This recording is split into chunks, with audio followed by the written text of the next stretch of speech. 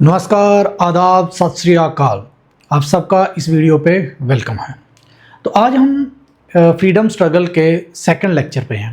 पहले लेक्चर पे मैंने आपको पढ़ाया था क्रोनोलॉजी कि कब कब क्या क्या हुआ। तो जनरली हम 1857 के रिवॉल्ट 1857 के विद्रोह को हम अपनी फ्रीडम स्ट्रगल की मूवमेंट की शुरुआत मानते हैं। तो आज हम पहले ही वीडियो में हमने क्रोनोलॉजी पढ़ी थी। आज हम इस लेक्चर में 1857 का रिवॉल्ट कैसे हुआ, कब हुआ, कैसे हुआ, क्या क्या हालात थे, ये सारा इस वीडियो में हम पढ़ेंगे। तो आप सबसे रिक्वेस्ट है कि आप पहले वीडियो देखो। अगर अच्छा लगे, आपको ये कंटेंट अच्छा लगे तो चैनल को सब्सक्राइब जरूर करें, लाइक करें और कमेंट जरूर करें। और हम कोशिश करते हैं कि हम आपको ऐसा कंटेंट दें कि जो भी यूट्यूब में आपको 10 वीडियो से कंटेंट आने वाला, आपको एक ही वीडियो से अच्छा कंटेंट आए और आपके एग्ज़ाम के 100% क्वेश्चन जो आए वो यहाँ से कवर हों। तो चलो स्टार्ट करते हैं। तो इस वीडियो में एक और बात आपने ध्यान रखनी है कि जब हम इंडिया की बात करेंगे तो इंडिया में बांग्लादेश, पाकिस्तान, ये 1857 की बात है। तब बहुत बड़ा एरिया था इंडिया का, ठीक है। तो जो 1857 का रिवॉल्ट हुआ है, 1857 का रिवॉल्ट हुआ है, कोई भी रिवॉल्ट या कोई भी आंदोलन एकदम से नहीं हो जाता। उसकी पहले पृष्ठभूमि बनती है, यानी उसका कोई बेस बनता है। धीरे धीरे ऐसे हालात बनते हैं कि वो जो आंदोलन है वो फिर आंदोलन की शक्ल ले लेता है। तो कुछ काजेज होते हैं इमीडिएट, जो उसी समय घटनाएं होती हैं और वो जो आंदोलन है या वो जो प्रोटेस्ट है या रिवॉल्ट है वो फूट पड़ता है। लेकिन उसके पीछे छोटी छोटी घटनाएं पहले भी होती हैं। तो दो तरह के काजेज थे 1857 के रिवॉल्ट के। अगर हम लॉन्ग टर्म की बात करें, लॉन्ग टर्म के बारे में हम देखें, कुछ ब्रिटिश गवर्नमेंट ने लैंड रिफॉर्म्स किए थे। लैंड रिफॉर्म्स होते हैं ज़मीन को रखने के बदलाव, ठीक है। कि आगे हम डिटेल में बताऊंगा कि कौन कौन से लैंड रिफॉर्म्स से क्यों ऐसा हुआ। पहले आप ये इनकी हेडलाइंस देख लीजिए। दूसरा रिलीजियस कज, यानी जो हमारे धर्म के बीच में अंग्रेज इंटरफेयर करते थे, धीरे धीरे उन्होंने इंटरफेयर करना स्टार्ट किया, एक वो कारण था। एक था पॉवर्टी एंड फेमाइंस। 1857 से पहले 60-70 साल में 12 फेमाइन आए थे। फेमाइन होते हैं भुखमरी, यानी अकाल, कि जब लोगों को खाना ना मिले, सूखा पड़ जाए, ठीक है। तो वो भी लोग इस चीज़ से भी अंग्रेज सरकार से नाराज थे। Harassment of employees and soldier, जो एम्प्लॉयज़ थे गवर्नमेंट, ब्रिटिश गवर्नमेंट के अंडर जो काम करते थे एम्प्लॉयज़, जो इंडियन एम्प्लॉयज़ थे, उनकी हरासमेंट होती थी। उनको वो रिस्पेक्ट नहीं दी जाती थी जो अंग्रेजी एम्प्लॉयज़ को दी जाती, ब्रिटिशर्स एम्प्लॉयज़ को दी जाती थी। और सोल्जर के साथ तो वैसे ही भेदभाव का बहुत ज़्यादा, आगे हम पढ़ेंगे वो मैं आपको बताऊंगा कि सोल्जर्स के साथ बहुत ज़्यादा भेदभाव होता था। एक आ गई doctrine of lapse. Doctrine lapse आप बहुत फेमस एक इनकी डॉक्ट्रिन थी। इन्होंने एक रूल लाया कि कोई भी राजा जब उसकी डेथ हो जाएगी, अगर उसका बेटा नहीं है तो उसका जो भी साम्राज्य है वो अंग्रेजी हुकूमत के अंडर आ जाएगा। उसके बाद British interfere in internal politics, कि जो राजाओं की अपनी पॉलिटिक्स थी, जो इंटरनली वो काम करते थे, उसमें ब्रिटिशर्स जो है वो पार्टिसिपेट करते थे, यानी इंटरफेयर करते थे। तो ये मेन कारण थे जो धीरे धीरे जो इंडिया में राजा थे या जो पब्लिक थी, उनके दिल में धीरे धीरे अंग्रेजी सरकार के खिलाफ एक असंतुष्टता का भाव जो है वो आ गया। इमीडिएट काज क्या थे? क्या हो गया कि एक अंग्रेजी सरकार ने एक ऑर्डर पास किया, जनरल सर्विसेज एस्टेब्लिशमेंट एक्ट। ये एक्ट आया 1856, जिसमें ये आगे हम पढ़ेंगे कि इसमें और क्या क्या था। इस एक्ट में क्या था कि जो इंडियन सोल्जर थे उनको बर्मा यानी समंदर के पार लड़ाई के लिए लेके जाना था। इस एक्ट के तहत और भी चीज़ें थी, ये मेन चीज़ थी। तो जो उस समय हिंदू धर्म के हिसाब से समंदर पार करना जो है वो सही नहीं माना जाता था। तो ये भी एक इमीडिएट कारण बना। उसके बाद उन्होंने एक गन, जो ब्रिटिश सरकार थी उन्होंने एक गन इंट्रोड्यूस की। आपको मैं बताऊं, पहले जो गन्स होती थी ना, उसमें कारतूस को मुंह से खोल के फिर उसमें डाल के, नली में डाल के फिर गन चलाई जाती थी। तो ये खबर फैल गई कि वो जो गन जो कार्ट्रिज है, कार्ट्रिज में सुअर और गाय की चर्बी जो है उसका इस्तेमाल कर रही है ब्रिटिश गवर्नमेंट। तो ये भी एक इम्पैक्ट, इसका भी एक ये भी बहुत बड़ा कारण है उस समय।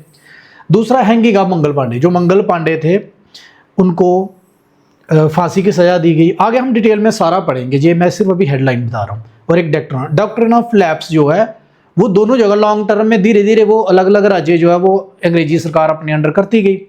और जब झांसी पे डॉक्ट्रिन ऑफ लैप्स लगाई तो झांसी की रानी ने उसका विरोध किया तो वहाँ से ये इमीडिएट कॉज भी है। तो चलो अब हम आगे पढ़ते हैं इसमें। अब हम इसको चार, वो तो मैंने लॉन्ग टर्म और शॉर्ट टर्म में बताया, अब इसके पॉलिटिकल, इकोनॉमिक, मिलिट्री और सोशल कॉजेज पे भी नज़र लगा लेते हैं। सोशल और रिलीजियस आप एक ही मान लो, ठीक है, सोशल, रिलीजियस, ये हम दोनों इकट्ठे पढ़ेंगे। पहले हम बात करते हैं पॉलिटिकल कॉज। जो नाना साहब थे वो क्या थे, सन ऑफ बाजीराव सेकंड। ये हर चीज़, ये जो 1857 के रिवॉल्ट का लेक्चर है, इसके तो हर एक चीज़ में से आपको क्वेश्चन आएगा, तो इसलिए इसको बड़े ध्यान से पढ़ना है, ठीक है। अगर ये लेक्चर आपने अच्छी तरह कर लिया, दोबारा कोई लेक्चर पढ़ने की जरूरत नहीं, कोई बुक पढ़ने की जरूरत नहीं है, ठीक है, इसको अच्छी तरह देख लो। अब उन्होंने क्या किया कि उसने पेंशन लेने से रिफ्यूज़ कर दिया, क्योंकि उसने वो, ये अडॉप्टेड सन था बाजीराव का, ठीक है। तो अब इसने क्या किया कि डॉक्ट्रिन लैब्स के हिसाब से उन्होंने इसके साम्राज्य के ऊपर कब्जा कर लिया अंग्रेजों ने, ठीक है। ये एक पॉलिटिकल कारण, ये भी बहुत बड़ा कारण बना। उसके बाद आगे इकोनॉमिक काजेज। इकोनॉमिक काजेज क्या थे, हैवी टैक्सेशन ज़मीन पे, तो आगे हम जमींदारी सिस्टम में पढ़ेंगे। अगर आप 10 बोरी अगर आपको फसल आती तो 9 फसल तो अंग्रेज ले जाते थे, ये हालत थे। Discrimination of tariff policy against Indian product, जो इंडियन प्रोडक्ट थे उन पे टैरिफ ज़्यादा लगाया जाता था ताकि अंग्रेजों का बनाया सामान ज़्यादा बिके। Destruction of traditional handicrafts, peasants, artisans, small zamindars.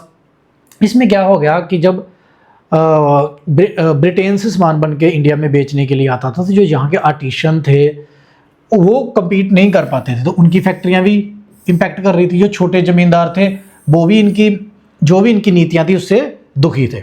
और पीजेंट, जो किसान तो थे ही दुखी, क्योंकि किसानों को इन्होंने ज़मीन नहीं दी थी, सारी ज़मीन ज़मींदारों के हाथ में थी, ठीक है। उसके बाद आगे मिलिट्री डिस्क्रिमिनेशन। इसमें क्या था कि इंडियन सोल्जर जो थे उनको लो सैलरीज दी जाती थी। मैं जितनी भी ये थ्योरेटिकली आपको चीज़ें पढ़ा रहा हूँ ना, ये आजकल पेपर में लाइनें दी होती हैं कि ये फर्स्ट लाइन है, सेकंड, थर्ड, 3 लाइनें दे देंगे, उसके बाद पूछेंगे फर्स्ट और सेकंड ट्रू है, सेकंड थर्ड ट्रू है, थर्ड फोर्थ ट्रू है। तो इसलिए आपको हर चीज़ बड़े ध्यान से सुननी है, ठीक है। अब क्या है कि इनको सूबेदार के रैंक से ऊपर भी नहीं जाने दिया जाता था। एक लो सैलरी थी और रेशियल इंसल्ट भी होती थी। रेशियल इंसल्ट होती है कि उनको इंडियन कह के इंसल्ट किया जाता था, ठीक है। अब क्या था कि उनको फॉरेन सर्विस अलाउंस भी नहीं दिया जाता था, और रिमोट रीजन में भी उनको फाइट करने के लिए, जब वो रिमोट रीजन में पंजाब सिंध में फाइट करने जाते थे तब उनको अलाउंस नहीं दिए जाते थे, लेकिन ब्रिटिशर्स को सर्विस अलाउंस दिया जाता था। अब बात करते हैं रिलीजियस। अब रिलीजियस में एक आपने याद रखना, 1813 में चार्टर एक्ट आया, उसमें उन्होंने और भी बड़ी चीज़ें दी एक्ट में, लेकिन इससे रिलेटेड क्या था कि जो क्रिश्चियन मिशनरी थे उनको इंडिया में आना अलाउ कर दिया। क्रिश्चियन मिशनरी यानी जो क्रिश्चियनिटी का मतलब क्रिश्चियनिटी फैलाते, यानी लोगों को प्रभावित करते थे इस्लाम में कन्वर्ट करने, इसमें क्रिश्चियनिटी में कन्वर्ट करने के लिए, ठीक है। एक तो ये जो इंडियन थे उनको इस बात पे गुस्सा था कि ये हमारे धर्म के साथ छेड़छाड़ है। दूसरा अवाइलेशन ऑफ सती। सती क्या था कि पहले 100-150 साल पहले जब कोई हिंदू लेडी के हस्बैंड की डेथ हो जाती थी, तो जो लेडी थी उसको भी उसी के साथ जलना होता था, इसको बोलते थे सती प्रथा, ठीक है। तो अंग्रेजों ने इसको अवाइलेशन किया। अब इसमें एक आपने ध्यान रखना है, लॉर्ड विलियम बेंटिक, क्वेश्चन एक लाइन में क्वेश्चन है। चार्टर एक्ट कई बार आ सकता है, क्रिश्चियन मिशनरी इंडिया में किस एक्ट के तहत आए, 1813 के चार्टर एक्ट के तहत। वायलेशन ऑफ सती किसने किया, लॉर्ड विलियम बेंटिक, ठीक है। इसने किया, कब किया, 1829 में, ठीक है। उसके बाद इन्होंने बोला हिंदू विडो रीमैरिज। पहले क्या होता था कि जिस लेडी का मान लो हस्बैंड चला गया तो उसमें 2 ही केस थे, जहाँ तो वो उसको सती होना पड़ता था या उसकी पूरी ज़िंदगी मैरिज नहीं होती थी, ठीक है। तो इन्होंने क्या किया कि विडो रीमैरिज स्टार्ट कर दी। जो अंग्रेजों ने एक्ट बनाया कि भाई विडो जो है वो रीमैरिज कर सकती है। इसके खिलाफ भी लोगों को, ये 1856 था। ये क्वेश्चन बड़ा इंपॉर्टेंट आता है, ये ध्यान रखना आपने। इसको ड्राफ्ट किसने किया था, लॉर्ड डलहौजी ने, और पास्ड किसने किया था, लॉर्ड कैनिंग ने। तो इसमें बच्चे कंफ्यूज हो जाते हैं, ठीक है। ड्राफ्ट किया था लॉर्ड डलहौजी ने और पास किसने किया था, लॉर्ड कैनिंग ने, विडो रीमैरिज एक्ट। उसके बाद ये 3-4 कारण तो हो गए। पहला कि क्रिश्चियन मिशनरी जो कन्वर्जन का काम करते थे जो इंडिया में आए, एक तो ये इनको इंडियन को पसंद नहीं था। दूसरा वायलेशन ऑफ सती, इसका भी विरोध हुआ। हिंदू विडो रीमैरिज एक्ट आया, इसका भी इंडियन विरोध करते थे। उसके बाद जनरल सर्विसेज इस्टेब्लिशमेंट एक्ट था, यही कि जो न्यू रिक्रूट थे बंगाल आर्मी के उनको ओवरसीज में सर्व करना पड़ सकता है अगर ऑर्डर आएगा तो, ठीक है। तो इसमें क्या था, हिंदू बिलीफ के, हिंदू ऐसा मानते थे कि जो क्रॉसिंग द सी, जो समुंदर को क्रॉस करना उनकी बिलीफ्स के अगेंस्ट था, इसलिए वो इसको पसंद नहीं करते थे। उनका मानना था कि अगर वो इसको क्रॉस करेंगे तो उनकी कॉस्ट जो है लॉस हो जाएगी, तमाम जो रूढ़िवादी सोचें थे, ठीक है। तो ये भी एक बहुत बड़ा कारण था। तो यह रिलीजियस कारण। हाँ, तो इसके बाद आ गया आगे। अब हम छोटी छोटी वो और चीज़ें समझते हैं। हमने इसको पॉलिटिकली, इकोनॉमिकली, सोशली भी देख लिया। और छोटे छोटे कारण हैं जो इस आंदोलन के बेस बने, यानी इस आंदोलन का कारण बने। एक तो 1770 से 1857 तक 12 मेजर और माइनर फेमाइन आए, ठीक है, भुखमरी टाइप, कि यानी राशन की कमी होगी, लोगों को खाने के लिए कुछ मिलना, अकाल जिसे बोलते हैं हम, ठीक है।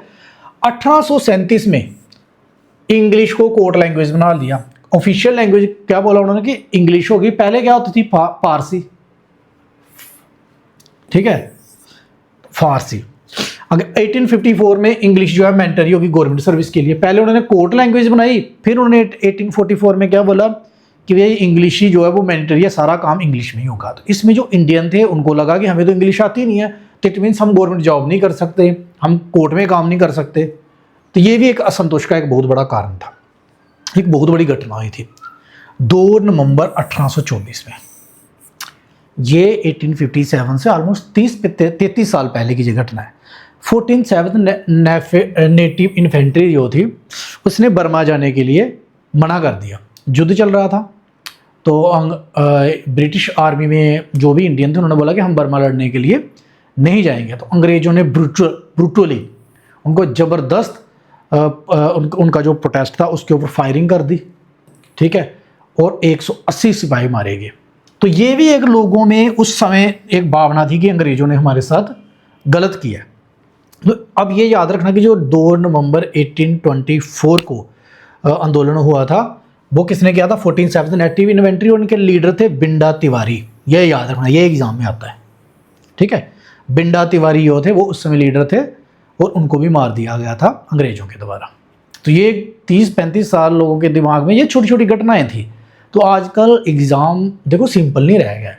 आगे आप पेपर देखोगे, कंपटीशन इतना ज़्यादा है कि आपको हर चीज़ आनी चाहिए। तो इसलिए थोड़ा मैंने डीपी लेक्चर बनाया, लेकिन इस लेक्चर को करने के बाद आपका पेपर में कुछ छूटेगा नहीं अगर आपने अच्छी तरह पढ़ा है तो, ठीक है। अब हम बातें आगे। अब डॉक्ट्रिन ऑफ लैप्स, ये भी एक बहुत बड़ा कारण था, ठीक है। हम एक एक कारण को अच्छी तरह समझेंगे क्योंकि बीच में से भी क्वेश्चन आते हैं। अब पहला क्वेश्चन आया था कि डॉक्ट्रिन ऑफ लैप्स लाई किसने थी, लॉर्ड डलहौजी ने। कब, 1848 से 56, 60 साल रही है, ठीक है। अब इसमें क्या होता है कि जितनी भी प्रिंसली स्टेट थी यहाँ राजा होते थे, ठीक है। अगर उनका natural male higher mean adopted son नहीं होगा, जो अपना बेटा होगा तो ठीक है, जो अगर आप अडॉप्ट करोगे उसे अंग्रेजी सरकार मान्यता नहीं देती थी।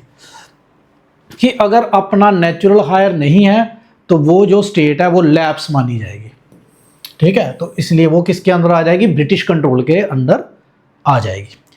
इसी के तहत अब पेपर में एक बार क्वेश्चन है, ये भी आ सकता है। एक तो ये आ सकता है कि डॉक्ट्रिन ऑफ लैप्स क्या थी, एक तो यह आ सकता है कि कौन कौन सी स्टेट डॉक्ट्रिन लैप्स के अंडर ब्रिटिश सरकार के अंदर मिल गई। 1848 में सतारा, 1849 में संबलपुर और जैतपुर, 1850 में बगात, 1852 में उदयपुर और 1854 में झांसी और नागपुर, जिसके अगेंस्ट फिर 1857 के रिवॉल्ट में रानी झांसी कूद पड़ी। 1856 में अवध भी इन्होंने किया था, ये चेरी वाला एक बोला था एक अंग्रेज ने। चलो अवध जो है, अवध डॉक्ट्रिन ऑफ लैप्स से नहीं आया था, यहाँ का राजा जो था वो ठीक नहीं था। तो बस ये याद रखना कि जो अवध है ये डॉक्ट्रिन ऑफ लैप्स से नहीं आया था, ये ऐसे ही उन्होंने हड़प लिया था अंग्रेजों ने, ठीक है। अब हम आगे बात करते हैं कि वो कौन से लैंड रिफॉर्म्स थे। सबसे बड़ी जो मूवमेंट हुई ना, आगे मैं आपको छोटी छोटी मूवमेंट बताऊंगा जो 1857 से पहले हुई, तकरीबन 100 साल के अंदर अंदर। ज़्यादातर मूवमेंट हुई है पीजेंट्स की तरफ से, जो किसान होते थे, ठीक है। उनका बहुत हरासमेंट होता था, तो वो अलग अलग एरियाज़ में बड़ी मूवमेंट हुई थी। वो हम छोटी छोटी मूवमेंट पढ़ेंगे, आजकल एग्जाम में आ रही हैं, ठीक है। लेकिन उससे पहले ये पढ़ना है कि उन मूवमेंट के कारण क्या थे। तो 3 तरह के सिस्टम थे लैंड सिस्टम, तो तीनों को हम अच्छी तरह पढ़ेंगे, ये एग्जाम में बहुत बार आता है। सबसे पहले हम पढ़ते हैं जमींदारी सिस्टम। एक्चुअली जमींदारी सिस्टम क्या होता है कि जिसमें सारी जमीन एक जमींदार के पास होती है, वो किसानों से काम करवाता है और फसल वहाँ से प्राप्त करता है और सरकार को टैक्स देता है। ये जमींदारी सिस्टम पुराना सिस्टम है, ये मुगलों के ज़माने में सिस्टम था। लेकिन मुगलों के ज़माने में किसानों की हरासमेंट नहीं होती थी। जो मुगल किंग्स थे वो एडमिनिस्ट्रेशन में बड़े ज़बरदस्त थे और ठीक ठाक, और अगर उनके पास कोई किसान चला जाता था हरासमेंट की कंप्लेंट लेके, तो उसको प्रॉपर टैकल करते थे, चेक करते थे। उनका एडमिनिस्ट्रेशन बहुत अच्छा था, वो हरासमेंट वाला एडमिनिस्ट्रेशन नहीं था। तो अब अगर हम जमींदारी की बात करें तो जमींदारी सिस्टम जो था वो पहले से था, लेकिन लॉर्ड कॉर्नवालिस ने एक एक्ट लाया, परमानेंट सेटलमेंट एक्ट 1793। किसने लाया ये? लॉर्ड कॉर्नवालिस ने। ठीक है, अब इसने जमींदारी सिस्टम को जबरदस्त तरीके से इंप्लीमेंट कर दिया। इसने क्या किया, पहले सबसे ये कहाँ गाँव हुआ? बंगाल, बिहार और कुछ मद्रास के पार्ट्स। अब जब मैं बंगाल की बात कर रहा हूँ तो ये वो वाला बंगाल नहीं है जो अभी है, इसमें बांग्लादेश का भी एरिया है। ठीक है, तो इसलिए उस समय एरियाज अलग थे। उस समय बिहार अलग होगा, बंगाल अलग होगा, मद्रास अलग होगा, थोड़े बड़े होंगे। ये जो अभी करंटली इनके एरिया में इससे बड़े थे। ठीक है, अब उसके बाद लेटर ये उत्तर प्रदेश और मध्य प्रदेश में भी आ गई, तो एरियाज भी आपको याद रखने हैं। ठीक है, तो जमींदारी सिस्टम को ही परमानेंट सेटलमेंट कहते हैं, ये याद रखना आपने। अब इसमें क्या था कि जमींदार को 10 में से 11 रेवेन्यू कलेक्ट करना होता था और वो स्टेट को देना होता था, एक पार्ट वो रखता था। तो एग्जाम में ये भी आता है कि जमींदारी सिस्टम में जमींदार का शेयर क्या होता था? 1/11। अगर 11 बोरियां हुई तो 10 किसको देनी है? अंग्रेजों को, और एक खुद रखनी है। बाद में धीरे धीरे कुछ एरियाज में रिवाइज भी हुआ था, ये जहाँ जहाँ प्रदर्शन हुए, प्रोटेस्ट हुए, वहाँ अंग्रेजों को रिवाइज भी करना पड़ा। ये जमींदारी सिस्टम जब देश आज़ाद हुआ तब जाके ये ख़त्म हुआ है। ठीक है, तो अब आइडिया लगाओ, ये कुछ चीज़ें इससे रिलेटेड हैं। चंपारण सत्याग्रह हुआ था 1917 में। अभी हम 1857 ही पढ़ रहे हैं, ये मैं थोड़ा आपको बता रहा हूँ कि आगे जमींदारी सिस्टम आज़ादी से पहले इसको लेके जो हमारे फ्रीडम स्ट्रगल थे उन्होंने क्या क्या किया था। 1917 में इंडिगो कल्टीवेशन के खिलाफ महात्मा गांधी ने चंपारण सत्याग्रह किया था। उसके बाद खेड़ा सत्याग्रह 1918 में किया था, हाई टैक्सेशन। हालांकि उस समय प्लेग फैली हुई थी और एपिडेमिक के कारण अच्छी फसल नहीं हुई, तो ये खेड़ा सत्याग्रह भी किया था। उसके बाद बारदौली सत्याग्रह ये सरदार वल्लभ भाई पटेल ने 1928 में किया था। तो ये सारे इशू जमींदारी सिस्टम से जुड़े ही थे। ठीक है, ये 1857 के रिवॉल्ट के बाद भी ये सिस्टम जो है चलता रहा है। कई एरिया में नए सिस्टम आ गए, लेकिन लैंड का जो रिफॉर्म्स रहे हैं ये हमेशा होते रहे हैं। ऐसा नहीं कि एक बार जमींदार सिस्टम आ गया तो यही रहा, उसके बाद आगे बताऊंगा। लेकिन एक टाइम पे पूरे इंडिया में एक सिस्टम नहीं था। ठीक है, ये आपने याद रख लेना। नेक्स्ट आ जाओ, रॉयतवारी सिस्टम। रॉयतवारी सिस्टम में पहले रोयत क्या होता है? रोयत होता है किसान जो फसल में काम करता है। तो रोयत सिस्टम किसने इंप्लीमेंट किया था? सर थॉमस मुनरो, जो बाद में गवर्नर बने थे मद्रास के। ठीक है, लेकिन ये आइडिया किसका था? Captain Alexander read.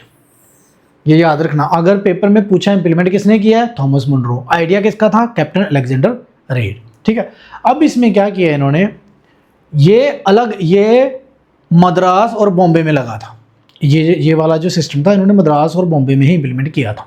अब इसमें क्या था, इसमें इन्होंने बोला कि हम जमींदार को बीच में से हटा देंगे, क्योंकि इनको लगा, कुछ एरियाज में ये खबर आती थी जमींदार किसानों का शोषण करते थे और उनसे ज़्यादा टैक्स कलेक्ट करते थे, अंग्रेजों को कम देते थे। ठीक है, तो उन्होंने बोला कि हम डायरेक्ट इनसे लेंगे, किसानों से।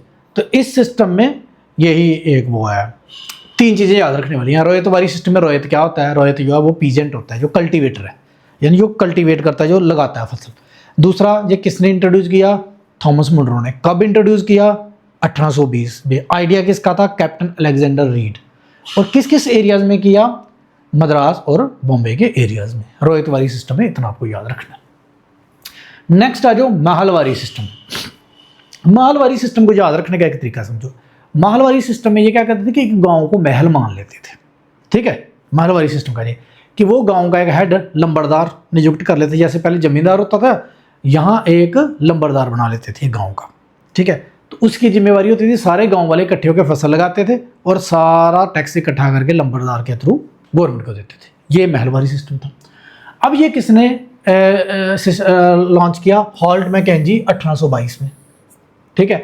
अब ये बाद में दोबारा लाहौर देखो हॉल्ट मैकेंजी ने 1822 में इंट्रोड्यूस भी किया, और उसके बाद जो लॉर्ड विलियम बेंटिक थे उसने इसमें अमेंडमेंट करके इसको और अच्छी तरह से इंप्लीमेंट किया था, ठीक है। तो 2 बंदे इसमें इंक्लूड हो गए, लॉर्ड विलियम बेंटिक और हॉल्ट मैकेंजी।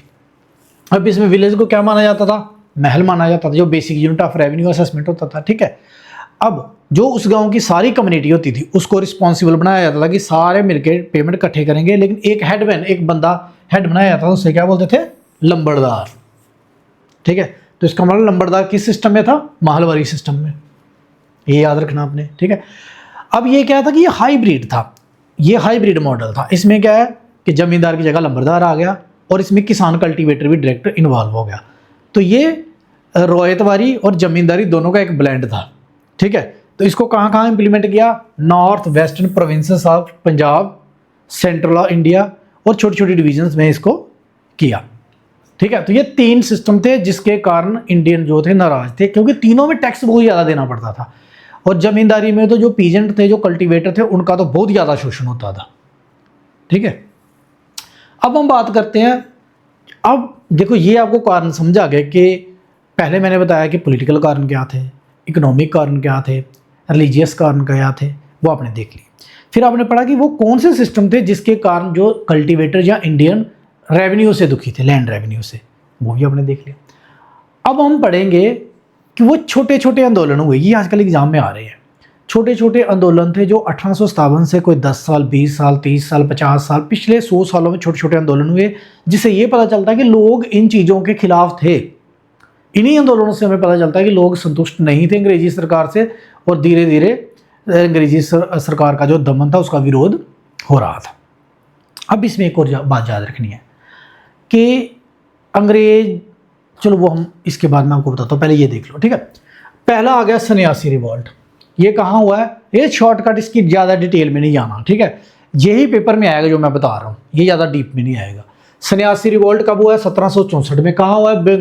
बिहार और बंगाल में। इसके लीडर कौन थे? मजनू शाह, भवानी पाठक, देवी चौधरानी, ठीक है। और इसका जिक्र किसमें किया हुआ है? आनंद मठ, जो किसने लिखा हुआ है?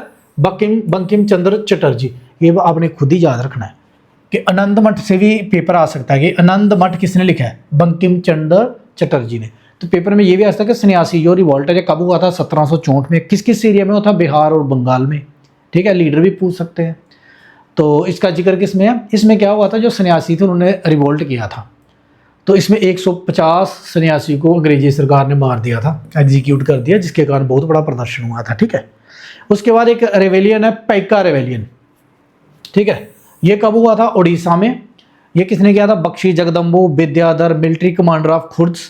आपने सिर्फ इसमें ये याद रखना, अगर इसको पढ़ने बैठ के ये आपके सिलेबस से आउट हो जाएगा, ये बहुत ज़्यादा हो जाएगा, ये यूपीएससी के लेवल का हो जाएगा, ठीक है। आप इनके नाम याद रखो कि ये पाइका रेवेलियन कहाँ हुआ था? उड़ीसा में। कब हुआ? 1857। और इसके लीडर, ठीक है। और उसके बाद एक ये था पागलपंथीज, जैसे कबीर पंथीज होते हैं, अलग अलग पंथ के होते हैं, ये था पागलपंथीज। ये भी एक हुआ था बंगाल में, ठीक है। ये किसने किया था? कर्मशाह, टीपू शाह, दोनों ने किया था। याद ये रखना, कर्मशाह का बेटा था टीपू शाह, ठीक है। तो ये बंगाल में हुआ था 1825 में। ये सारे ही जितने भी प्रोटेस्ट हैं, रिवोल्ट हैं, ये सारे अंग्रेजी सरकार के खिलाफ हैं, और ये सारे आम जनमानस ने किए हैं, ठीक है। सन्यासी रिवोल्ट हुआ था रिलीजियस कारण, बाकी जो है सारे लैंड रिफॉर्म्स के कारण ही हुए थे, पीजेंट्स मूवमेंट थी छोटी छोटी।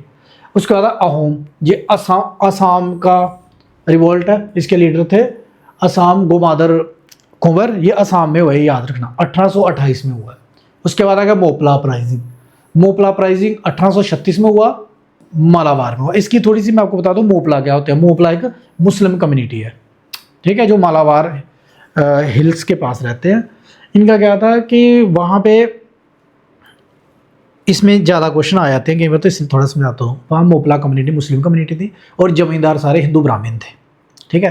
तो अंग्रेज ज़मींदारों पे प्रेशर बना रहे थे, और ज़मींदार इनका शोषण करते थे। तो इसलिए इन्होंने अंग्रेजी सरकार के खिलाफ, जो मोपला कम्युनिटी थी, उन्होंने अंग्रेजी सरकार के खिलाफ रिवोल्ट किया। बाद में ये हिंदू मुस्लिम का भी क्लैश हो गया, क्योंकि जो जमींदार थे इन्होंने इनके खिलाफ भी प्रोटेस्ट किया, मारकाट भी हुई, आंदोलन जो है वो थोड़ा उग्र हो गया था, ठीक है। उसके बाद आ गया कोल म्यूटिनी, ये बुदो किंगडम में हुई थी 1831 में। ये मैं नहीं आपको समझा रहा हूँ ज़्यादा क्योंकि ये ऑलरेडी बहुत याद है आपके लिए, लेकिन ये SSC, JKSSB, railway, in exam में ये चीज़ें आती हैं। जब आप इसको ज़्यादा डीप पढ़ोगे वो फिर यूपीएससी लेवल का हो जाएगा, ठीक है। संथर रेवलन ये कहाँ हुआ? 1855, राजमहल हिल्स, सिंधु और कानू मुर्मू, ठीक है। थोड़ा टफ है ये, याद रखना, आप नज़र लगा के रखो, अगर पेपर में क्वेश्चन आ गया तो आपको याद आ जाएगा। नेक्स्ट है, अब हम देखते हैं कि 1857 का विद्रोह, पहले हमने कारण पढ़े, छोटे छोटे आंदोलन पढ़े। अब हम ये देखते हैं कि अब ये इमीडिएटली जब हुआ तब क्या क्या घटनाएं हुई। सबसे पहला क्या हुआ, जो मंगल पांडे था उसने रेबेल कर दिया 29 मार्च 1857। ये डेट सारी इंपॉर्टेंट है, याद रखना। 29 मार्च 1857 को मंगल पांडे ने रेबेल कर दिया कि हम ये नहीं चलाएंगे, ये वाली बंदूक, ये हमारे धर्म के खिलाफ है। फिर उसने क्या किया कि ओपनली रिवेल्ट कर दिया परेड ग्राउंड में कि मैं ब्रिटिशर्स के खिलाफ हूँ, मुझे ये काम नहीं करना है। तो उसने 2 ब्रिटिश ऑफिसर थे, सर्जेंट मेजर जेम्स हॉसन और अर्जेंट लेफ्टिनेंट हेनरी बाउ, इन दोनों पे उसने हमला किया, ठीक है। अब क्या हो गया, इन दोनों पे हमला किया तो वहाँ ज़्यादातर जो सैनिक थे वो मतलब इंडियन सैनिक थे। तो इन्होंने इंडियन सैनिक को बोला कि इसको पकड़ लो। कोई भी इंडियन सैनिक जो है वो इसको पकड़ने नहीं आया, इसको रोकने के लिए आगे नहीं आया। सिर्फ एक थे, उनका नाम था शेख पलटू, इन्होंने इंटरवीन किया था बीच में, ठीक है। पहले उन्होंने किसको बोला, जमादार होते थे उस ईश्वरी प्रसाद, उसको बोला कि इसको पकड़ो, अरेस्ट करो, तो इसने रिफ्यूज़ कर दिया। इसका नाम याद रखना है, जमेदार ईश्वरी प्रसाद। तो एक सोल्जर था शेख पलटू जिसने इंटरवीन किया। अब उसके बाद क्या होगा, मंगल पांडे को तो फांसी की सज़ा मिली ही मिली। उसने क्योंकि उनको जख्मी किया, मारने की कोशिश की थी। तो मंगल पांडे ने पहले तो अटेम्प्ट किया सुसाइड, पहले इसने खुद आत्महत्या करने की कोशिश की लेकिन बच गया। फिर इसके बाद इसका कोर्ट मार्शल हुआ और इसको 8 अप्रैल 1857 को फांसी दे दी गई। ये डेट याद रखनी है कि मंगल पांडे को किस डेट को फांसी दी गई, 8 अप्रैल 1857 को। और उसके बाद 21 अप्रैल को जो जमादार था जिसको उन्होंने बोला था कि इसको अरेस्ट कर लो, ईश्वर प्रसाद, इसको भी मौत की सज़ा दी गई, इसको भी एग्जीक्यूट किया गया। तो इनका नाम कम सुना होगा, ये भी आपने याद रखना है, एग्जाम में आ सकता है कि मंगल पांडे के साथ कौन सा बंदा था जिसको उसके बाद जो है सज़ा मिली मंगल पांडे को ना अरेस्ट करने की वजह से। फिर क्या हो गया, आपने देखा कि 21 अप्रैल 8 अप्रैल को जब हैंगिंग हुई मंगल पांडे की, तो उसकी इन्फेंट्री कौन थी, 34th नेटिव इन्फेंट्री, ये भी याद रखना, ये भी एग्जाम में पूछते हैं, ठीक है। उसके बाद 24 अप्रैल को 3rd नेटिव कैलवरी मेरठ में 5 लोगों को हैंग कर दिया गया, फांसी दी गई और 85 को इम्प्रिजन कर दिया। ये अंग्रेजों की फिर अपनी ब्रुटैलिटी पे आ गए। उन्होंने देखा कि ये और जो सैनिक है हमारा विद्रोह ना करें, तो उन्होंने इसको दबाने के लिए 5 लोगों को फांसी की सज़ा दे दी और 85 को इम्प्रिजन दे दी। और 10 मई को ये रिवॉल्ट फिर अपनी शीर्ष पे आ गया। तो कभी ये पेपर में क्वेश्चन आता है कि जो एग्जैक्ट डेट जब रिवॉल्ट स्टार्ट हुआ तो वो था 10 मई 1857, ये आपने याद रखना है, ठीक है। चलो अब इसके बाद इंपॉर्टेंट लीडर, अब ये क्या हुआ कि जब 10 मई को स्टार्ट हुआ तो जितने भी ये लीडर्स थे, बारकपुर, मेरठ, ये सारे लोग फिर दिल्ली चलो का नारा दे के हम दिल्ली वाली साइड जाएंगे, क्योंकि दिल्ली एक कैपिटल थी। उस समय दिल्ली में किसका राज था, बहादुर शाह जफर, जो लास्ट मुगल रूलर थे। जब 1708 में औरंगजेब की डेथ हुई तो उसके बाद बड़े कमज़ोर शासक रहे हैं मुगल एम्पायर के, तो उनके पास बड़ा कम एरिया रहा, धीरे धीरे वो सिकुड़ते गए और 1857 तक तो मुगल्स खत्म हो चुके थे, लेकिन उनका लास्ट जो शासक था बहादुर शाह जफर, वो दिल्ली में रहता था। तो इन सब ने ये डिसाइड किया कि हम सारे दिल्ली चलेंगे। उसके एक कमांडर थे, उनका नाम था बख्त खान, तो उसको कमांडर बनाया गया कि हम सारे मिलकर लड़ेंगे। लेकिन ये ज़्यादा टाइम चल नहीं सका, जो अंग्रेज सरकार थी वो एक्टिव हो गई और उन्होंने इस रिवॉल्ट को क्रश कर दिया, ठीक है। अब एग्ज़ाम में क्या आता है, ये तो मोस्ट इंपॉर्टेंट है, ये 2 चीज़ें। एक कि कौन कौन कहाँ से रिवॉल्ट को लीड कर रहा था। देखो जब रिवॉल्ट स्टार्ट हुआ, इधर मंगल पांडे को सजा मिली, उधर झांसी से झांसी की रानी लड़ रही थी, हजरत महल थे, सभी जगह लोगों में असंतोष था और सभी जगह से लोगों ने अपने अपने लेवल पे लड़ाई स्टार्ट कर दी। लेकिन ये इतनी कोऑर्डिनेशन नहीं थी, कोई आज कर रहा है, कोई 2 दिन बाद कर रहा है, तो आपस में उन दिनों इतने टेलीफोन नहीं थे, कोई कनेक्टिविटी का साधन नहीं था, ठीक है। तो अब हमने क्या, अब 2 तरह के क्वेश्चन है। पहला कि कौन कौन से लीडर थे, कहाँ से लीड कर रहे थे, और दूसरा कि जो ब्रिटिशर्स थे उनके जो कमांडर थे, जो उनकी सेना के कमांडर थे, उन्होंने किस किस जगह इस आंदोलन को क्रश किया, ठीक है। सबसे पहले पढ़ते हैं जो इंपॉर्टेंट लीडर थे रिवॉल्ट ऑफ 1857 के। सबसे पहले था बख्त खान, जिसने दिल्ली को कैप्चर किया था, है ना, और उसने बरेली से एक आर्मी की यूनिट, यानी ये वक्त खान वही है जो बहादुर शाह जफर का कमांडर, यानी जिसको बहादुर शाह जफर को राजा माना गया और इससे कमांडर, क्योंकि बहादुर शाह जफर बहुत बूढ़े हो चुके थे। नाना साहब कहाँ से कर रहे थे? कानपुर से। और इनके साथ कौन थे? तांत्या टोपे और अजीमुल्ला। इनके नाम सबके याद रखना, ये तो पेपर में क्वेश्चन आते ही आते हैं सीधे। उसके बाद बेगम हजरत महल कहाँ से? अवध से। इनको डिक्लेयर किया गया नवाब ऑफ अवध, क्योंकि इनके जो हस्बैंड थे वो नहीं थे, तो इसी को सॉरी इनके जो फादर साहब थे वो नहीं थे, तो इन्हीं को क्या किया गया? नवाब ऑफ अवध माना गया। उसके बाद क्या था?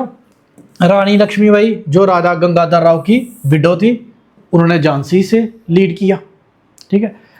बाद तांत्या टोपे ने इनके बाद नाना साहब के बाद मैं इनको रानी लक्ष्मीबाई को ज्वाइन किया। एक याद रखना, रानी लक्ष्मीबाई का सही नाम क्या था? मणिकर्णिका। ठीक है, याद रखना, कई बार पेपर में पूछ लेते हैं। ठीक है। अब इस तांत्या टोपे ने इनको बाद में इनको क्या किया? सिंधिया ऑफ ग्वालियर को हराया। ठीक है, लेकिन दोनों हार गए किसके हाथों? सर ह्यूज रोज। ये आगे मैं बताऊंगा, याद रखना कि रानी झांसी और तांत्या टोपे किनसे हार गए थे? सर ह्यूज रोज। ठीक है। और एक और केवल पेपर में आया था कि रानी लक्ष्मीबाई शहीद कब हुई थी? 17 जून 1858 को। ये भी डेट याद रख लेनी है। ठीक है। तांत्या टोपे को बाद में एग्जीक्यूट किया गया था, वो उनके साथ उनकी डेथ नहीं हुई थी। कुंवर सिंह और अमर सिंह बिहार से लीड कर रहे थे। मौलवी अहमदुल्ला जो पहले अवध से और बाद में रोहिला खंड से कर रहे थे। देवी सिंह मथुरा से और कदम सिंह मेरठ से। इनके नाम और प्लेस आपने याद रखनी है। ठीक है। चलो जी, अब हम एक और चीज़ देख रहे हैं कि बाद में कुछ लोग तो जिनकी डेथ हो गई, ये मेन लीडर थे जिनके बारे में पता है कि इन्होंने क्या क्या किया। जो बहादुर शाह जफर थे ना, उनको रंगून भेजा गया, रंगून यानी बर्मा में। ठीक है, वहाँ उनकी डेथ होगी और उनके बेटे को भी मार दिया गया। नाना साहब और बेगम हजरत महल वो नेपाल को निकल गए। जब फेल हो गया तो वो अपनी जान बचा के कहाँ चले गए? नेपाल में। रानी झांसी जो है वो उनकी डेथ होगी किस में? फील्ड में ही। और तांत्या टोपे जो है उनको एग्जीक्यूट कर दिया गया 1859 में। ये भी कभी एक बार पूछ लेते हैं, इसको भी देख लो। अब हम बात करते हैं ब्रिटिशर्स कमांडर की। दिल्ली में कौन लड़ रहा था ब्रिटिशर्स की तरफ से? Johan Nicholas and Hudson. Kanpur में कौन लड़ थे? कैम्बल और हैवलॉक। लखनऊ में कौन लड़ थे? हैवलॉक, आउटरम, जेम्स नील। झांसी में कौन लड़ थे? ह्यूज रोज। ये मैंने पहले भी बताया, ये तो बहुत बार सबसे ज़्यादा क्वेश्चन में यही आता है। और बनारस जेम्स नील। और याद रखो, ये सिर्फ अंग्रेजी कमांडर नहीं लड़ रहे थे। आप जानते हो कि जब भी इंडिया की लड़ाई होती है, कुछ इंडिया के ही दुश्मन इंडिया के खिलाफ लड़ते हैं। तो उस समय बहुत ज़्यादा इंडिया के राजा जो थे वो ब्रिटिशर्स के साथ मिलके इन आंदोलनकारियों के खिलाफ लड़ रहे थे। वो मैं आगे पढ़ाता हूँ आपको। नेक्स्ट, अब क्यों फेल हो गया ये आंदोलन हुआ, देश को आज़ादी नहीं मिली। ठीक है, तो ये देश की आज़ादी के लिए था भी कि नहीं, ये भी हम आगे देखेंगे। तो ये आंदोलन क्यों? एक तो ये कोई पूरे इंडिया का आंदोलन नहीं था, ये नॉर्थ इंडिया में ही आंदोलन था, बंगाल से लेकर दिल्ली तक। साउथ में ये आंदोलन नहीं था। ये आपने पढ़ा होगा जो मैंने एरियाज बताए। तो अब अगर हम बात करें कि ये फेल क्यों हो गया, ये क्यों नहीं सक्सेसफुल हो चुका। सबसे पहले कि ये वो राजा है Scindia of Gwalior, the Holkar of Indore, the Nizam of Hyderabad, the raja of Jodhpur, the nawab of Bhopal, the rulers of Patiala, Sindh and Kashmir, the rana of Nepal. इन्होंने क्या किया? ब्रिटिशर को एक्टिव सपोर्ट दी। ठीक है, जो आंदोलनकारी थे जो 1857 के रिवॉल्ट में लड़ रहे थे, उनके खिलाफ इन्होंने ब्रिटिशर्स को सपोर्ट दी। एक तो जो हमारे इंडियन मिलिट्री जो लड़ रही थी, जो इंडिया की तरफ से लड़ रहे थे, इनके जो इक्विपमेंट थे, जो इनकी गन्स थी, इनके पास कोई तोपें नहीं थी, छोटी मोटी गन्स थी, वो भी इन्फीरियर थी, इतनी अच्छी नहीं थी। एक एफिशिएंट लीडरशिप नहीं थी, सारे अपने अपने एरिया में लड़ रहे थे। बहादुर शाह जफर जिसको लीडर बनाया वो इतना एफिशिएंट नहीं था। एक तो जो मॉडर्न इंटेलिजेंट लोग थे, यानी जो इंटेलिजेंट थे, जहाँ ब्राइट माइंड लोग थे, वो जहाँ जो संपन्न राज्य थे, वो इनके साथ नहीं लड़ रहे थे। उसके बाद लैक ऑफ कोऑर्डिनेशन और लीडरशिप। वही कि लीडरशिप एक तो थी नहीं, सारे अपने अपने एरिया में लड़ रहे थे, और कोऑर्डिनेशन तो बिल्कुल नहीं थी। कोई आज लड़ रहा है, कोई 2 दिन बाद लड़ रहा है, कोई उसके 2 दिन बाद लड़ रहा है। ठीक है, और पॉलिटिकल प्रोस्पेक्टिव तो भी तो नहीं था, क्लियर नहीं था कि हम किस लिए लड़ रहे हैं। पहले क्या था, रानी झांसी जो वो अपने राज्य के लिए लड़ रही थी। ठीक है, पहले सभी अपने अपने काज के लिए लड़ रहे थे, हजरत महल अपने लिए। फिर बाद में जब इतनी ज़्यादा रिवोल्ट स्टार्ट हो गया तो सभी ने मिलजुल के फिर ये धीरे धीरे इसमें नेशनलिज्म की भावना आ गई। तो शुरू से लेकर एंड तक क्लियर नहीं था कि हम किस लिए लड़ रहे हैं पहले। ठीक है, अब हम बात करते हैं नेक्स्ट, अब इसके कॉन्सिक्वेंसेस क्या हुए। ठीक है, और इसका एक और बहुत बड़ा कारण था कि अंग्रेजों ने बड़ा ब्रूटली इसको टैकल किया था। फांसियाँ कितने दी, कितने लोग मार दिए, जो रिकॉर्ड में है, जो नहीं रिकॉर्ड में है उनको तो पता ही नहीं है। तो उससे भी जो कई लोग वो डर के पीछे हो गए थे। अब हम बात करते हैं कॉन्सिक्वेंसेस क्या हुए। अब आंदोलन हो गया, ब्रिटिशर ने क्रश कर दिया, जो इंडियन जो कईयों को फांसी लगा दी, कहीं भाग गए, कईयों को जेलों में डाल दिया। लेकिन अब उसके रिजल्ट क्या हुए? दो रिजल्ट हुए। एक तो जो यहाँ के लोग थे, बाकी तो हम पढ़ेंगे, जो मेन जो दो हुए, एक तो यहाँ के लोगों में ये भावना है कि अब हम देश की आज़ादी के लिए लड़ सकें, नेशनलिज्म की भावना जागी। और दूसरा इंपॉर्टेंट ये कि अंग्रेज़ों की आंखें भी खुली कि हम जो चीज़ें कर रहे हैं हमें इसमें थोड़ा सुधार लाना पड़ेगा, नहीं तो हमारा शासन यहाँ नहीं चलेगा। अब सबसे पहले आया गवर्नमेंट ऑफ इंडिया एक्ट 1858। इन्होंने क्या किया, ईस्ट इंडिया कंपनी का रूल जो है वो अबॉलिश कर दिया। पहले कंपनी रूल करती थी, अब सीधा क्या आ गया, क्वीन जो रानी थी इंग्लैंड की रानी, उसका सीधा रूल आ गया। ठीक है, क्वींस प्रोक्लेमेशन, यानी अब क्या हो गया, क्राउन का रूल होना स्टार्ट हो गया, अब कंपनी का रूल नहीं रह गया। एक डॉक्ट्रिन ऑफ लैप्स जो है इसे अबॉलिश कर दिया गया, क्योंकि इससे ज़्यादा लोग संतुष्ट थे, असंतुष्ट थे। The rights of Indian ruler, और जो जहाँ छोटे रूलर थे जिन्होंने इनका साथ दिया, जहाँ कुछ रूलर थे जिनको ये अंग्रेज तंग करते थे, तो उनको इन्होंने थोड़ा सा और अच्छा ट्रीट करना स्टार्ट कर दिया ताकि ये हमारे खिलाफ बगावत ना करें।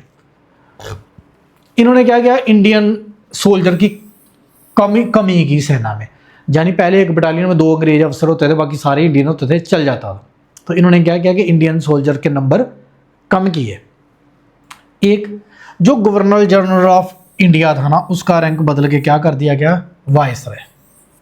ये याद रखना, पहले इनका होता था गवर्नर जनरल, तो उसको अब क्या नाम दे दिया गया, वाइसरॉय। एक 15 member council of secretary general बनाई गई, जिसमें इंडियन को भी रखा गया कि ताकि इनकी बात भी हम सुनेंगे। ठीक है, उसके बाद ब्रिटिशर ने अपना सिस्टम चेंज किया। इन्होंने क्या किया, इन्होंने देखा कि ये लोग जात पात धर्म पे लड़ते हैं, इसमें तो हमारा इंडिया नंबर 1 है, इसमें हमारा कोई मुकाबला नहीं है। जब भी कभी देश के लिए लड़ने की बात आती है या किसी कॉज के लिए लड़ने की बात आती है, सबसे पहले हम अपने धर्म जाति इन चीज़ों पे लड़ते हैं, बाद में हम देश के बारे में सोचते हैं। अब इसमें क्या हो गया कि इन्होंने इनको रीजन के बेस पे, कास्ट के बेस पे, रिलीजन, फोस्टरिंग, मिसट्रस्ट, इन चीज़ों से सारी चीज़ों के बीच में इन्होंने हिंदू मुसलमानों के बीच में जात पात का सहारा लेके लोगों के बीच में गैप बनाना शुरू कर दिया। उसके रिजल्ट वही हैं जो आने वाले टाइम में इन्होंने क्या किया, बंगाल का पार्टीशन किया, और बड़े काम किए हैं, वो हम नेक्स्ट लेक्चर्स में पढ़ेंगे। अब हम एक और चीज़ होगी, इन्होंने आर्मी रीऑर्गेनाइज कर दी। आर्मी रीऑर्गेनाइज एक तो कम किए सैनिकों की, और अब इन्होंने हिंदुओं की जगह ज़्यादा सिख्स, गुरखा, पठान्स, अलग अलग तरह के जो ट्राइब्स जहाँ जो लोग थे, कम्युनिटी थी, उनको इन्वॉल्व किया जो इनको ज़्यादा लॉयल लगते थे। ठीक है, उसके बाद क्या हो गया, रिलीजियस टॉलरेंस रखी। इन्होंने क्या किया कि जो भी इनके हिंदुओं के मसले थे, मुसलमानों के मसले थे, जो इनके रिलीजियस सिस्टम थे, उसमें इंटरफेयर करना बंद कर दिया कि इनको चलने दो जैसे चल रहे हैं। राइज ऑफ नेशनलिज्म, अब क्या हो गया कि फेल होने के बावजूद भी, चाहे ये फेल हुआ आंदोलन, लेकिन लोगों के बीच में एक देशभक्ति की भावना आई, लोगों के बीच में एक आया कि यार ये एक मूवमेंट है, हम अगर चाहें तो कुछ हो सकता है। चाहे इस बार लोगों में एक यूनिटी सी आ गई कि नेशनलिज्म की एक भावना जगे। उसके बाद कल्चरल प्राइड हो गया। अब जो इंडियन कल्चर था उसका एक प्राइड हो गया, लोगों को ये लगा कि चलो हम हारे हैं लेकिन सरकार ने हमें सीरियस लिया, गंभीर लिया और हमारे बारे में सोचा है। अब हम बात करते हैं कि इस आंदोलन को जो हिस्टोरियन थे, जो राइटर थे, जो हमारे स्वतंत्रता सेनानी थे या बाकी लोग जिन्होंने इसका एनालिसिस किया, उन्होंने इसके बारे में क्या लिखा। देखो, जितने भी अंग्रेज राइटर हैं उन्होंने इसको फ्रीडम स्ट्रगल की मूवमेंट माना ही नहीं। उन्होंने बोला म्यूटिनी थी, कुछ राजा थे जो लड़े। अब इंडियन 2 मेन विचार हैं इस पर। एक थे वीडी सावरकर। वीडी सावरकर ने इसको बोला कि ये फर्स्ट वार ऑफ इंडिपेंडेंस था, ये इंडिया की फ्रीडम स्ट्रगल का पहला वार था। लेकिन उनके अगेंस्ट ये देखो, primary difference between VD Savarkar and R C. Majumdar regarding 1850 revolt in the character is Savarkar view date the first war of Indian independence. Savarkar ने बोला कि ये फर्स्ट वार ऑफ क्या है, इंडिपेंडेंस। लेकिन आर.सी. मुजुमदार क्या बोलते हैं, कि ये ना तो फर्स्ट है, ना नेशनल था, और ना ही ये ना तो फर्स्ट है, ना ही ये नेशनल है, और ना ही ये वार ऑफ इंडिपेंडेंस है। ठीक है, बात याद रखने वाली है कि आरसी मुजमुदार हिस्टोरियन है और वीडी सावरकर हिस्टोरियन नहीं है। ठीक है, तो इन्होंने हिस्ट्री के बेस पे इसका दिया है। मुजमुदार जी का कहना ये था, जैसे मंगल पांडे जी हैं, वो देश के लिए लड़े कि वो रिलीजियस काज के लिए लड़े हैं। जहाँ झांसी की रानी, ये मुजमुदार जी के अपने वो थे, झांसी रानी अपनी स्टेट के लिए लड़ी है, सभी अपने अपने काज के लिए लड़े हैं। तो ये फर्स्ट वार ऑफ इंडिपेंडेंस नहीं था, ये इंडिपेंडेंस के लिए लड़ाई नहीं हुई। और वीडी सावरकर जी का कहना है कि सभी इंडियन जो है मिल के लड़े हैं, तो ये इंडिपेंडेंस की लड़ाई थी। तो सबसे ज़्यादा क्या आता है कि उन्होंने ये बुक लिखी थी वीडी सावरकर ने, तो आता है कि first war of Indian independence book किसने लिखी है, तो वीडी सावरकर ने लिखी है, ये याद रखना आपने। अब आज के लेक्चर में इतना ही था, तो आई होप कि आपको अच्छी तरह समझ आया होगा। इसके बाद नेक्स्ट लेक्चर में हम आगे पढ़ेंगे कि 1857 के रिवॉल्ट के बाद कैसे कैसे फ्रीडम स्ट्रगल जो है वो अपने शेप में आई। पहले इसमें देखेंगे कि कांग्रेस की स्थापना कैसे हुई, फिर गांधी जी आते हैं, नेहरू जी आते हैं, फिर पार्टीशन ऑफ बंगाल होता है, तो वो सारे आगे हम लेक्चर्स में कवर करेंगे। एक लेक्चर को बनाने के लिए बड़ी ज़्यादा मेहनत लगती है, तो इसलिए अगर आपको ये वीडियो पसंद आया तो इस चैनल को सब्सक्राइब करें, वीडियो को लाइक करें और अपने दोस्त के साथ शेयर जरूर करें, और आपका कोई भी सुझाव हो तो कमेंट जरूर करें। Thank you.